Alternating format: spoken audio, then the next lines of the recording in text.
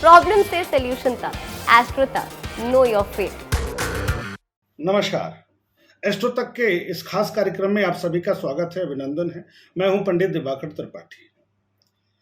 बात हो रही है चंद्र ग्रहण का क्या प्रभाव पड़ने वाला है। इसी क्रम में तुला, वृश्चिक और धनु लग्न अथवा राशि वालों पर किस प्रकार का प्रभावित करने वाला है, कैसा प्रभाव देगा, अच्छा करेगा अथवा बुरा प्रभाव छोड़ेगा, इसकी बात करेंगे इस कार्यक्रम में।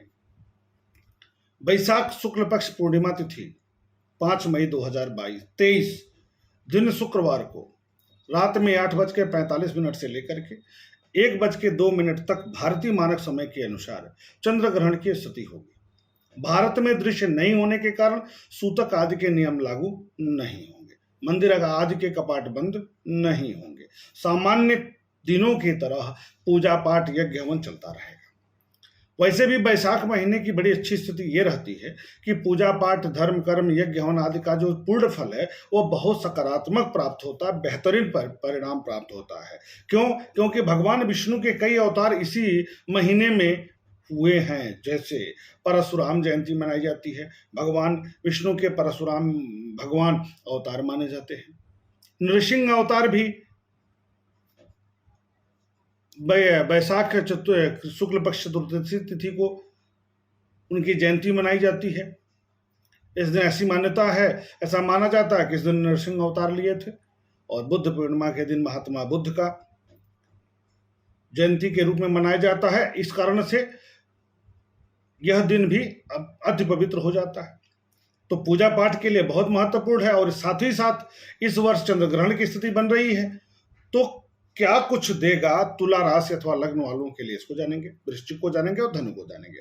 तो मानसिक अस्थिरता में वृद्धि होगी, एकाग्रता नहीं होगा, वैचारिक मतभेद आएगा, स्थिरता नहीं आएगी, परिश्रम में अवरोध की स्थिति बन रही है, मन अशांत बना रहेगा, कुछ न कुछ दुविधा की स्थिति बनती हुई दिखाई देगी।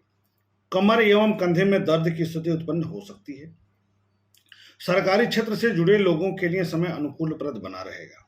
दाम्पत्य जीवन तनावपूर्ण रहेगा, क्योंकि मेष राशि में बृहस्पति, राहु, सूर्य और बुध हैं, जो दाम्पत्य जीवन के लिए तनाव उत्पन्न करेंगे। प्रेम संबंधों में अवरोध की स्थिति उत्पन्न होगी। संतान पक्ष सामान्य गतिविधियों के साथ साथ अच्छे परिणाम भी प्रदान करेंगे, यानी वहां से शुभ समाचार आपको प्राप्त होगा। शुगर, आंतरिक रोग, एलर्जिकल समस्या यदि है पहले से, तो आपको इस बीच में सावधान रहने की आवश्यकता है। पूजा पाठ के लिए आप क्या करेंगे? माता लक्ष्मी और चंद्रमा के मंत्रों का जप करेंगे। माता लक्ष्मी के किसी भी मंत्र को लेकर के खूब जप करिए।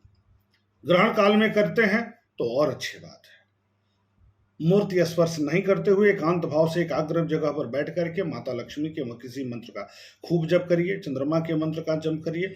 और पीला फल, पीला पुष्प, पीला वस्त्र, हल्दी, चने की दाल ग्रहण के समापन के बाद स्नान आदि करके किसी गरीब को दान दे दीजिए। अब बात आती है कि रात में कहाँ जाएंगे, तो आप स्नान आदि कर सकते हैं यदि आप पूजा करना चाहें। तो ऐसी स्थिति में आपको सुबह सूर्योदय के साथ साथ आप दान कर दीजिएगा। वृश्चिक राशि की बात करेंगे, वृश्चिक राशि अथवा लग्न की बात करेंगे, तो गृह और वाहन के सुख में वृद्धि होगा। मातृ पक्ष मजबूत रहेगा। माता का सहयोग, सानिध्य, आशीर्वाद प्राप्त होगा। पिता के स्वास्थ्य को लेकर थोड़ी सी चिंता की स्थिति जरूर है। प्रतियोगिता में विजय की स्थिति बन रही है। कंपटीशन के क्षेत्र में यदि आप जुड़े हुए हैं तो आपके लिए यह महीना, अगला 3 महीना एक सकारात्मक परिणाम प्रदान करने वाला साबित हो सकता है। दूरस्थ यात्राओं का योग बनेगा, यानी लंबी यात्रा कर सकते हैं। खर्च का योग बन रहा है। जीवन साथी के साथ अच्छे संबंध के साथ साथ लाभ की भी प्राप्ति होगी। सकारात्मक परिणाम आएगा। दाम्पत्य जीवन सही रहेगा। प्रेम संबंधों में सुधार आएगा। अच्छी स्थितियां बनती हुई दिखाई दे रही है। वाणी की तीव्रता में वृद्धि हो सकती है, मनोबल में वृद्धि रहेगा। लेकिन क्योंकि मंगल नीचा विलासी स्थिति में है, इसलिए बीच बीच में नकारात्मकता का भाव भी आएगा। अतः आपको थोड़ा सा मनोबल और स्वास्थ्य पर ध्यान देना है। वाणी की तीव्रता पर ध्यान देना है, बहुत कटु नहीं बोलना है, नहीं तो पारिवारिक जनों में तनाव का वातावरण उत्पन्न हो सकता है। उपाय क्या करेंगे? माता गौरी, माता दुर्गा की उपासना करना है, इनके मंत्रों का जप करना है और चंद्रमा के मंत्रों का जप करना है। साथ ही साथ 2 रंगा वस्त्र, अधपका कद्दू किसी गरीब को दान करेंगे। कब? स्नान आदि से निवृत्त होकर के ग्रहण के समापन के बाद। धनु राशि की बात कर लेंगे, धनु लग्न की बात करेंगे तो पराक्रम में वृद्धि हो रही है, सामाजिक प्रतिष्ठा में वृद्धि हो रही है, कार्य क्षेत्र में बहुत अच्छा करने जा रहे हैं आप। भाई बंधुओं मित्रों का सहयोग सानिध्य आपको प्राप्त होगा, बेहतर परिणाम आएगा। भाग्य का साथ कार्यों के साथ प्राप्त होगा। अचानक क्रोध में वृद्धि की स्थिति बनती हुई दिखाई दे रही है। दाम्पत्य जीवन तनावपूर्ण रह सकता है, ध्यान देना है। तनावपूर्ण नहीं रहेगा तो जीवन साथी को स्वास्थ्यगत समस्या हो सकती है, चोट अथवा ऑपरेशन की स्थिति उत्पन्न हो सकती है, वैचारिक मतभेद की स्थिति उत्पन्न हो सकता है। आंतरिक रोग के कारण तनाव संभव है, मनोबल कमजोर हो जाएगा। क्यों? क्योंकि लग्नेश पीड़ित हो रहे हैं। स्वास्थ्य का विशेष ध्यान देना है, शल्य चिकित्सा से सतर्क रहना है। कोर्ट कचहरी से भी आपको विशेष तौर पर सावधान रहने की आवश्यकता है।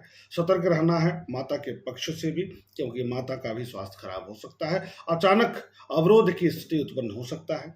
क्यों हो सकता है? क्योंकि आपके चौथे भाव की स्थिति जो बन रही है बहुत अच्छी नहीं बन रही है, क्योंकि चौथे भाव का कारक ग्रह पीड़ित हो रहा है। तो चौथे भाव की स्थिति अच्छी नहीं है, तो वाहन, गृह और माता का पक्ष कमजोर होता दिखाई दे रहा है। तो मजबूती के लिए क्या करेंगे आप? भगवान शिव के किसी मंत्र का आप खूब जप करेंगे ग्रहण काल के दौरान, और सफेद वस्त्र, चावल, चीनी, घृत इसका दान करेंगे आप ग्रहण के समापन के बाद किसी गरीब को, तो अच्छे परिणाम प्राप्त होंगे आपको।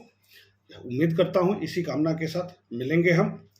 मकर, कुंभ और मीन राशि वालों के लिए, लग्न वालों के लिए कैसा रहने वाला है इसको लेकर के। तब तक के लिए शुभ नमस्कार। एस्ट्रो तक ऐप पर आपको मिलेगा भविष्य से जुड़े हर सवाल का जवाब। डाउनलोड कीजिए एस्ट्रो तक ऐप और चुटकी में जुड़िए इंडिया के बेस्ट एस्ट्रोलॉजर से।